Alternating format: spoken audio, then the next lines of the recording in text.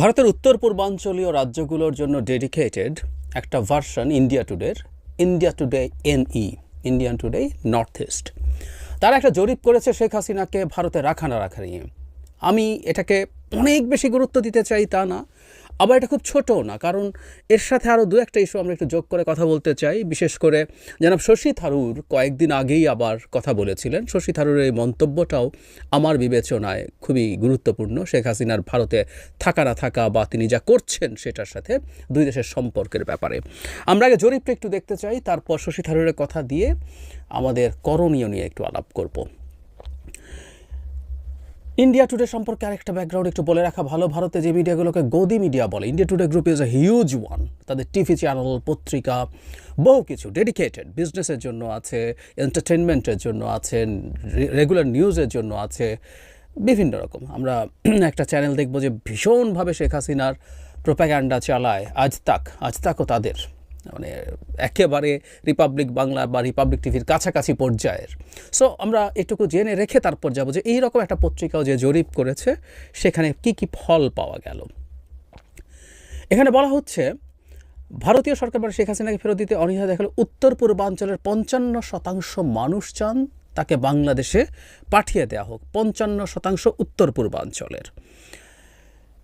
তারপরে বলা হচ্ছে তাকে বাংলাদেশে আশ্রয় দেওয়া ঠিক ছিল কিনা, এই ব্যাপারে মতামতের ক্ষেত্রে 23% বলছে তাকে আশ্রয় দেওয়া ঠিক ছিল, আর 37.6% বলছে ঠিক ছিল না। এটা সারা ভারতে। একটু খেয়াল করি, তারা এটাকে দুভাগে ভাগ করেছেন। একটা হলো তাকে দেওয়ার ক্ষেত্রে সঠিক ছিল কি ছিল না, সেটা উত্তর পূর্বাঞ্চলে 23%, 37% হলো মানে ঠিক ছিল বলছে সারা ভারতে। এই জায়গাটা আমাদের জন্য খুব ইম্পর্টেন্ট। বাংলাদেশে ফেরত পাঠিয়ে দেওয়া উচিত কিনা, উত্তর পূর্বাঞ্চলের 55% মানুষ বলছে ফেরত পাঠিয়ে উচিত, এবং কারণটা বলা হচ্ছে এটা দিয়ে বাংলাদেশের সাথে সম্পর্ক ইমপ্রুভড হবে সেটার কারণে। আর সারা ভারতে এটা 21%, 21.1। তারপর বলা হচ্ছে যে তাকে বাংলাদেশে ফেরত পাঠানো না, অন্য কোনো দেশে ফেরত পাঠিয়ে যদি দেওয়া হয় সেটা কেমন হবে। সেই ক্ষেত্রে উত্তর পূর্বাঞ্চলীয় রাজ্যগুলোতে 15% আর সারা ভারতে 29%। কিন্তু এখানে আমার কাছে সবচেয়ে সিগনিফিক্যান্ট যে ব্যাপারটা বলে মনে হয়েছে সেটা হলো সারা ভারতের 37.5% মানুষ মনে করছেন শেখ হাসিনাকে ভারতে আশ্রয় দেয়া ঠিক আছে। তার মানে আমরা যদি উল্টোভাবে দেখি, সেক্ষেত্রে 62% বেশি মানুষ মনে করেন শেখ হাসিনাকে ভারতে আশ্রয় দেওয়া ঠিক ছিল না। এই জায়গাটা খুব ইম্পর্টেন্ট। তার মানে সারা ভারত, এবং আবারও বলছি এটা ইন্ডিয়া টুডের একটা সিস্টার পত্রিকা নর্থ ইস্টের জন্য, যেটা ইন্ডিয়া টুডে এনই, তাতে এই জরিপের ফল এসছে। তার মানে খুবই বিরাট সংখ্যক, 2/3 মতো ভারতীয় মনে করেন তাকে আশ্রয় দেওয়া ঠিক হয়নি। বাংলাদেশে পাঠিয়ে দেওয়া নিয়ে আপত্তি আছে, বাংলাদেশে পাঠানো বা বাংলাদেশে না পাঠিয়ে অন্য জায়গায়, এসব নিয়ে দ্বিমত আছে। বিশেষ করে বাংলাদেশে পাঠানোর ব্যাপারে গ্লোবাল মানে সারা ভারতের ক্ষেত্রে, গ্লোবাল বলছি না, সারা ভারতের ক্ষেত্রে সেই পার্সেন্টেজটা খুব বেশি না, সেটা হলো 21.1%। আবার নর্থ ইস্ট এটা 55%। নর্থ ইস্ট মনে করে তাকে বাংলাদেশে ফেরত পাঠিয়ে দেওয়া দরকার। খুবই ইন্টারেস্টিং একটা সার্ভে। কিন্তু আমি এর সাথে একটু যোগ করতে চাই শশী থারুর। এই খবরটা এসছে ফেব্রুয়ারির 11 তারিখে, অল্প কয়েকদিন আগেই। সেখানে হেডলাইনটা এরকম, শেখ হাসিনার সাম্প্রতিক বক্তব্যগুলো জটিলতা তৈরি করছে বলে শশী থারুর বলছেন। তিনি নয়াদিল্লিতে ফরেন করেসপন্ডেন্টস ক্লাবে কথা বলছিলেন। সেখানে আমি একটু পড়ি। বাংলাদেশ ইস্যুকে স্পর্শকাতর উল্লেখ করে সতর্ক করে দিয়ে বলেন, প্রতিবেশী দেশটিতে যদি শত্রুভাবাপন্ন সরকার ক্ষমতায় আসে তবে ভারত ঝুঁকিতে পড়তে পারে। আমাদের সবখানে এই ধারণা দেওয়া উচিত যে বন্ধুভাবাপন্ন প্রতিবেশী হিসাবে যে কোনো নির্দিষ্ট রাজনৈতিক দল বা কোনো সম্প্রদায়ের প্রতি আমাদের উদ্বেগের চেয়ে আমরা প্রতিশ্রুতিবদ্ধ বাংলাদেশের জনগণের কল্যাণের প্রতি। খুব ভালো আমরা খেয়াল করি এই জায়গাটা, আবার দেখি নির্দিষ্ট রাজনৈতিক দল, আওয়ামী লীগকে ইন্ডিকেট করছেন, বা কোনো সম্প্রদায়ের প্রতি, হিন্দু সম্প্রদায়ের কথা উনি আসলে ইন্ডিকেট করে বলছেন, তাদের প্রতি উদ্বেগ চেয়ে আমরা প্রতিশ্রুতিবদ্ধ বাংলাদেশের জনগণের কল্যাণের প্রতি। এই বার্তা দিতে হবে। He is in the right track. আচ্ছা, তারপর বলা হচ্ছে একটি নির্দিষ্ট দেশ কে শাসন করবে আপনি তা ঠিক করতে পারেন না, আপনাকে তাদের সঙ্গে কাজ করতে শিখতে হবে, এবং এটাই আমাদের করতে হবে। বাংলাদেশের বর্তমান পরিস্থিতি সম্পর্কে এক প্রশ্নের জবাবে তিনি বলেন, আমি মনে করি বাংলাদেশে যা ঘটছে তা আমাদের নিবিড়ভাবে সাবধানতার সঙ্গে পর্যবেক্ষণ করতে হবে, যেহেতু আমাদের অবস্থান বাংলাদেশের পাশেই। তারপর তিনি বলছেন, আমি মনে করি না বাংলাদেশের অন্তর্বর্তী সরকারকে শত্রুভাবাপন্ন বলা যায়, তবে এই সঙ্গে কিছু সতর্কতা বজায় রাখতে হবে। খুবই সেন্সিবল কথাবার্তা। শশী থারুরকে আমি শেখ হাসিনার পতন এবং পালিয়ে যাওয়ার পর থেকে ফলো করছি। তিনি প্রায় সব ক্ষেত্রেই সেন্সিবল কথাবার্তা বলেছেন। তার দল অবশ্য ভিন্ন আলোচনা, কিন্তু শশী থারুরের কথা বলছি।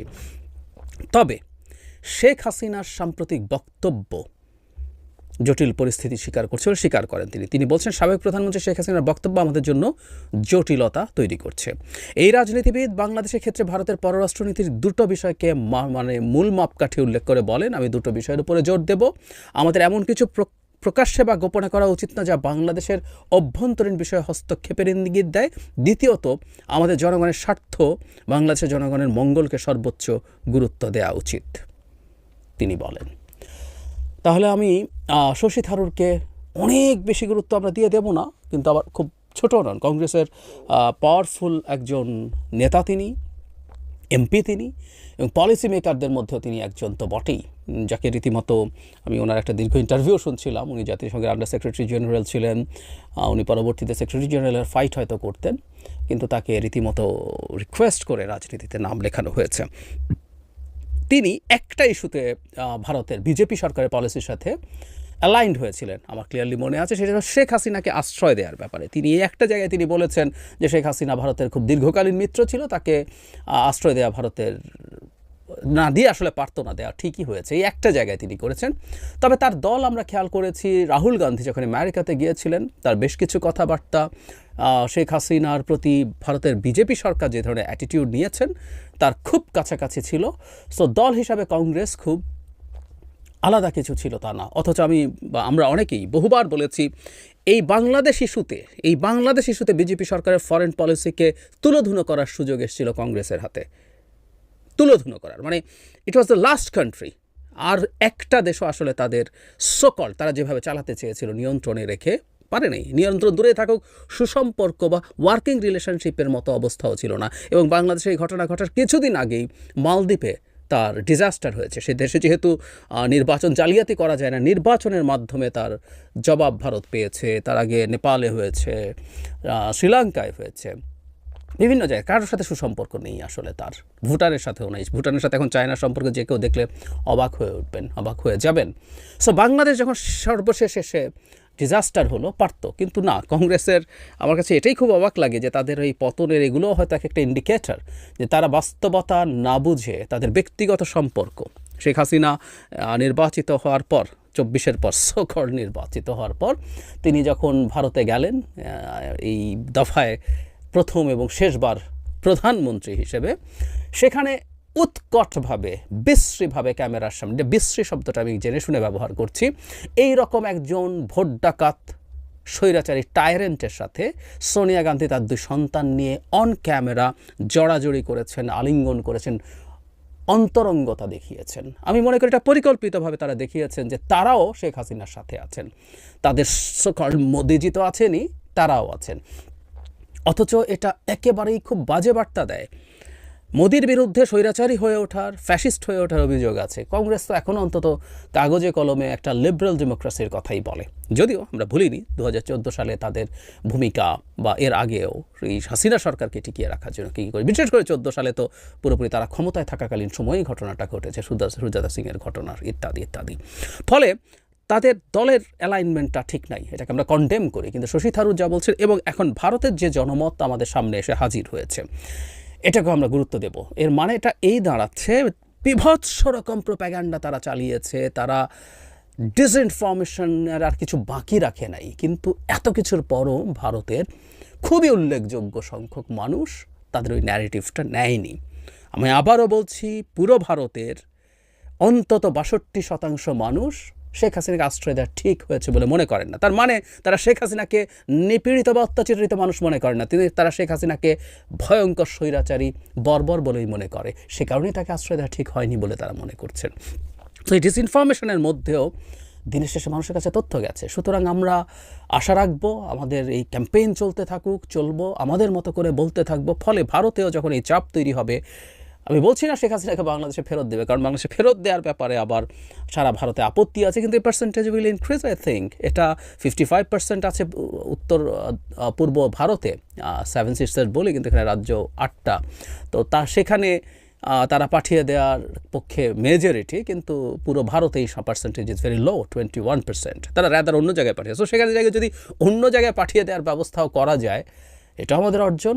নিদেন পক্ষে এই ক্রমাগত বিভিন্ন দিকের চাপের পরে যদি এরকম দাঁড়ায় যে তিনি চুপ থাকছেন, তিনি রীতিমতো ওই যে গতকালই সম্ভবত তাদের অবরোধ ছিল, ঘোষণা করেছিলেন 20 তারিখ তাদের হরতাল আছে, আমাদের রেডি থাকতে হবে হরতাল নিয়ে, এসব কথা বা ঘোষণা দিয়ে বক্তৃতা করব আমি, বক্তৃতা করে হুমকে দেয়া, সরকারকে অবৈধ বলা, দেখে নেব এসব বলা, এগুলো ঠেকাতে পারা সম্ভব।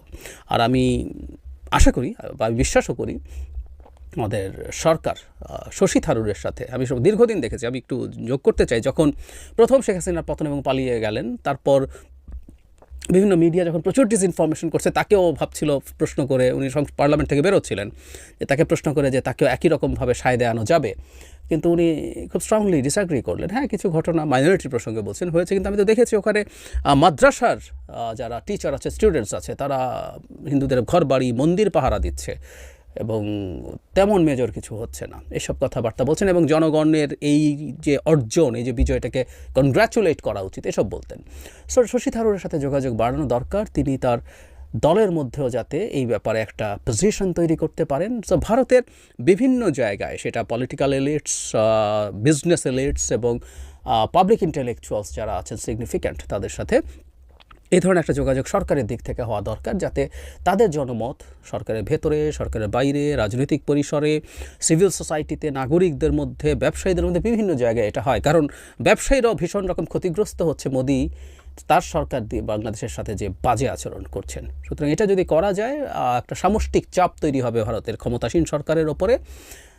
যতই স্বৈরাচারী হয়ে ওঠার চেষ্টা হোক না কেন, বিজেপি সরকার এখনও একটা মোটা দাগে গণতান্ত্রিক সরকার, তাকে এখনও বহু নির্বাচন করতে হবে, ওদের তো একবার একটা নির্বাচন করে ফেললেই হয় না, তাদের প্রচুর বিধানসভা নির্বাচন আছে, একটার পর একটা হতে থাকবে। সুতরাং তাদের সতর্কতার জায়গা নিশ্চয়ই আছে। আমরা আমাদের জায়গায় ক্যাম্পেইন এবং সরকারের দিক থেকে যোগাযোগগুলো চালিয়ে যেতে হবে। সাফল্য আমি মনে করি ধীরে হলেও আসতে শুরু করেছে।